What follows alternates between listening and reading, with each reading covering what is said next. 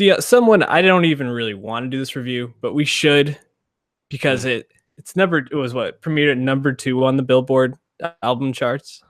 Yeah, Did despite some numbers. only 3 days on the chart too, because the late release too. So he's always done 6ix9ine. numbers though. Yeah, fucking And 6ix9ine. maybe the most appropriate title name to describe an artist, Dummy Boy. Jesus Christ, this. Give me a little bit of background on 6ix9ine. Why don't I like him, Dave?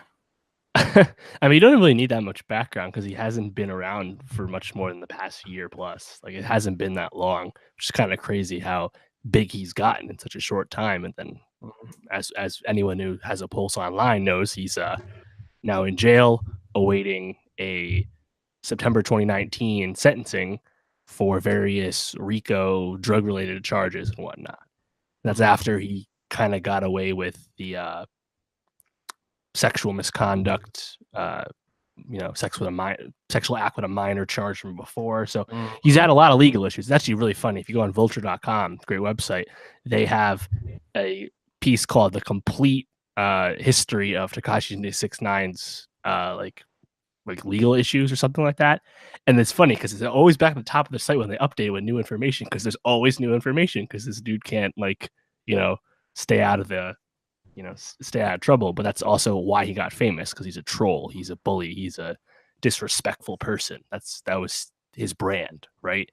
And that's also in his music. And I mean, we didn't review Day 6ix9ine. That was the debut mixtape from earlier this year that had Gummo, that big first single, which literally only dropped like last fall. Like, it's really been short.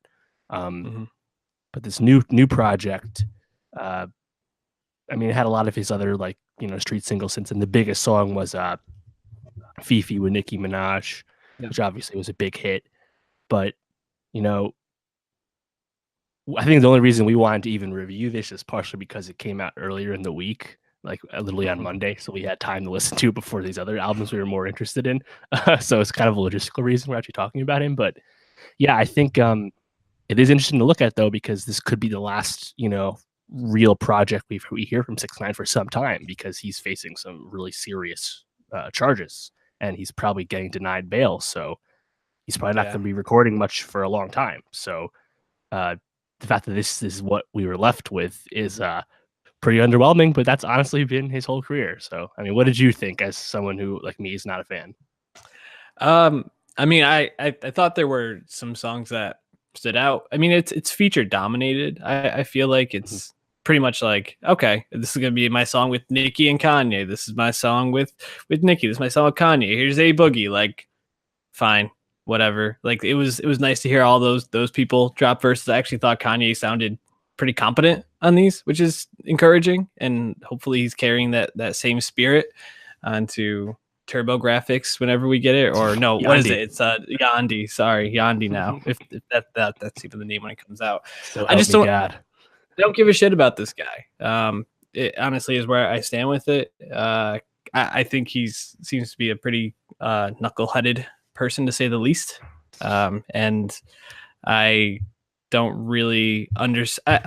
I understand why I guess these stars might want to like collaborate with him in order to up their fan base, but it's also like, what's the cost of that? Like Kanye being associated with this person, is this really something that he needed to do in order to get more fans? Kanye's already probably one of the most famous people in the world. Like, you don't need to be doing these sort of songs. So not really sure what the gain is there for them, but the album, in terms of what it is, it's fine. Yeah, I think you're being a little too nice. I mean, he gets dominated by all of these features. Heck, I even like Tory Lanez. He was way better than and like that. And that's the thing. It's like 6ix9ine as a if we're just gonna talk about him strictly musically, as a vocalist, he's incredibly one note. His Blicky with a sticky flow. That shouty, aggressive, pitter patter bars. But that's literally all he can do when he's rapping. And he's tried to do new things since in this new year. Like Fifi, for example, that's a different flow. The problem is it's super washed out on the Murder Beats beat, and then Nicki kills him anyway with the feature. He tries to do reggaeton sounds, which he's Dominican. I guess that's fine. problem is he's a bad singer, and B, Yeah. if you're doing with Anwell AA, another guy who just got out of jail, but someone who actually makes that kind of music, you're going to get creamed on those songs too. So it just, every time there's a feature on this, it was better. I think Little Baby again crushed him on TikTok. Well, and I think that's actually why I liked the album. It was like the parts I liked were these people doing their thing and being good at it, and then when it was 6ix9ine, I could just like tune out. Like, yeah, I don't know. I also got to say, I really wish that Bobby Shmurda on the phone from jail sounded better. The mix is trash. And again, he recorded on a phone from jail. I can't be too judgmental, but Right. you know, it's definitely free Bobby before it's free 6ix9ine. Let's put it that way. Well, hopefully 6ix9ine was taking notes because he's going to be recording a few verses from jail.